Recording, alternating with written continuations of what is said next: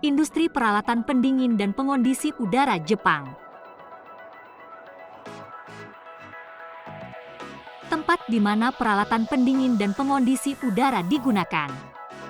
Perangkat pendingin dan pengondisi udara digunakan di berbagai tempat, termasuk pengondisi udara di gedung, etalase supermarket, gudang pembekuan dan pendinginan, kapal penangkap ikan, pabrik pengolahan makanan, dan lainnya.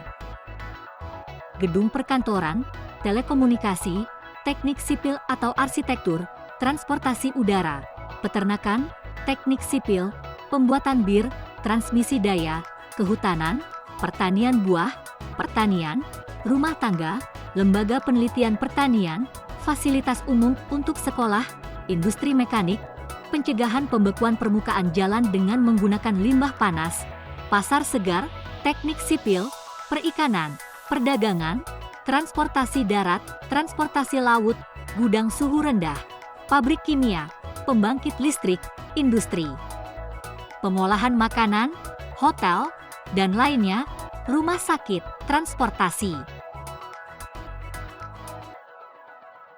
Pekerjaan yang dilakukan oleh peserta magang teknis di Jepang. 1. Desain. 2. Lokasi konstruksi. 3. Inspeksi dan pemeliharaan. 1. Desain.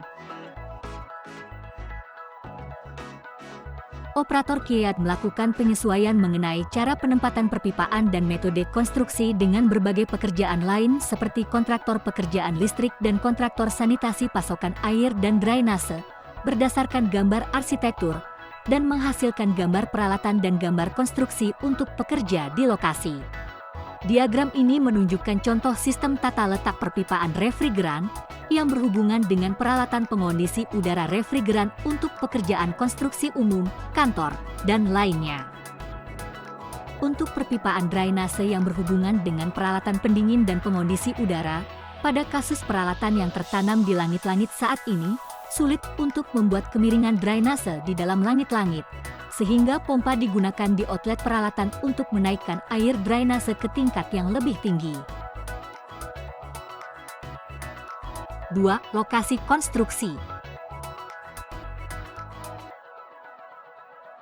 Sebelum bekerja, setelah istirahat siang, dan pada akhir pekerjaan, langkah-langkah untuk menghindari pekerjaan berbahaya akan diingatkan kepada pekerja seperti pengawas lapangan, teknisi perpipaan refrigeran, teknisi listrik, pekerja insulasi panas, dan lainnya, mengenai pekerjaan hari itu dan pekerjaan yang akan datang dengan aktivitas KY. Di akhir pertemuan, kesadaran akan keselamatan ditingkatkan dengan meneriakkan, "Tetap selamat!"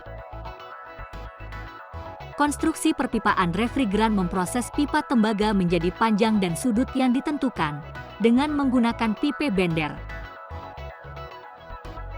Saat menyambungkan pipa tembaga yang sering digunakan untuk pipa refrigeran, ada dua metode utama yang digunakan, yaitu dipatri dan flare fitting yang akan dijelaskan nanti.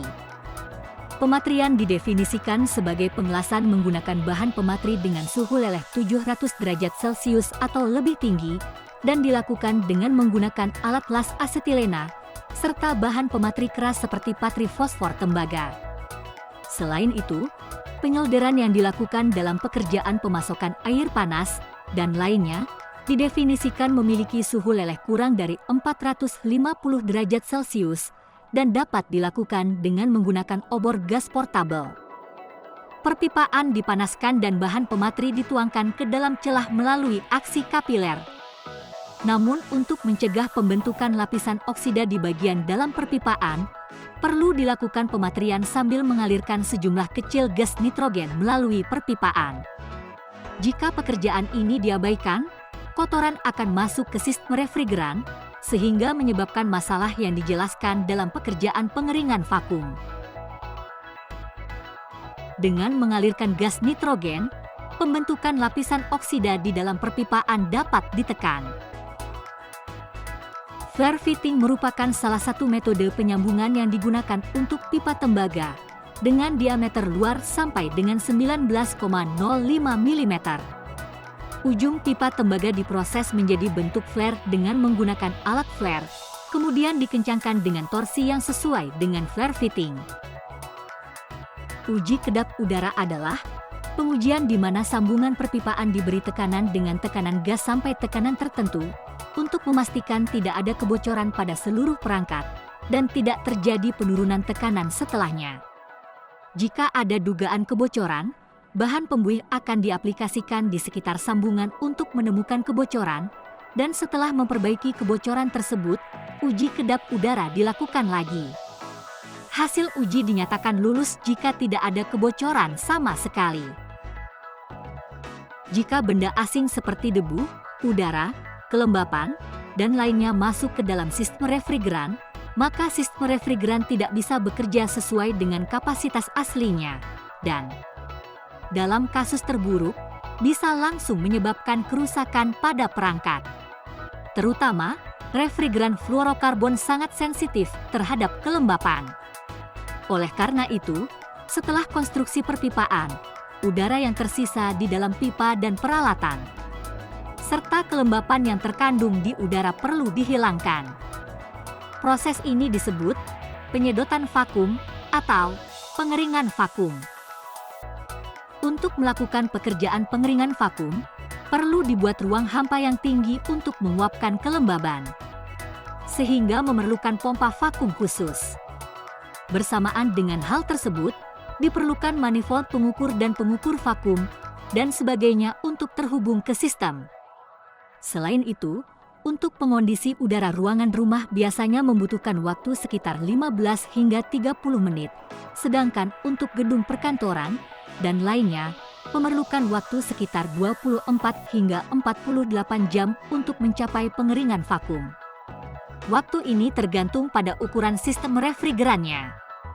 Bersamaan dengan hal tersebut, dilakukan uji kebocoran terakhir dengan mempertahankan keadaan vakum. Setelah dilakukan penyedotan vakum pada peralatan, peralatan tersebut diisi dengan refrigeran sesuai dengan kebutuhan seperti pada jumlah pengisian refrigeran bervariasi, tergantung pada ukuran peralatan atau panjang perpipaan, dan produsen peralatan, di mana jika jumlah zat refrigeran terlalu banyak atau tidak mencukupi untuk peralatan, maka peralatan tidak akan berfungsi dengan kapasitas normalnya, dan dalam kasus terburuk, peralatan bisa rusak. Di sisi lain, pengondisi udara tipe paket seperti pengondisi udara untuk toko dan pengondisi udara ruangan, seringkali dikirimkan dengan refrigeran yang telah disegel di dalam peralatan. Setelah dilakukan penyedotan vakum, peralatan bisa dibuka, tetapi jika panjang perpipaan melebihi panjang yang ditentukan, perlu dilakukan pengisian tambahan.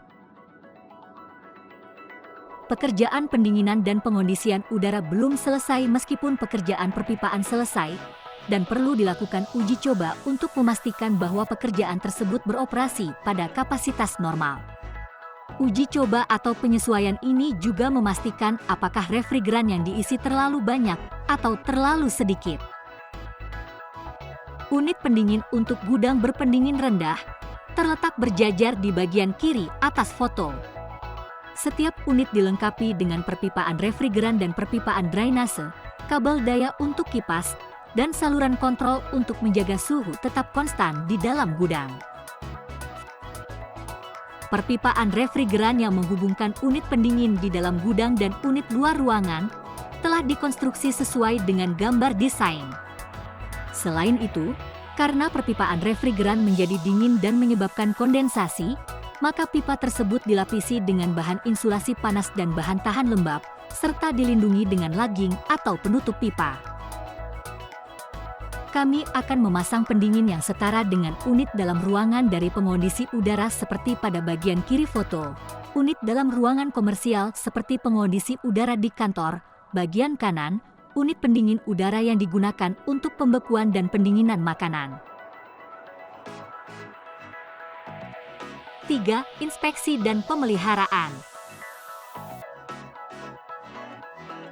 Setelah diserahkan ke pelanggan, para ahli akan memeriksa peralatan secara berkala untuk mengetahui ada atau tidaknya kebocoran refrigeran dan status pengoperasian peralatan.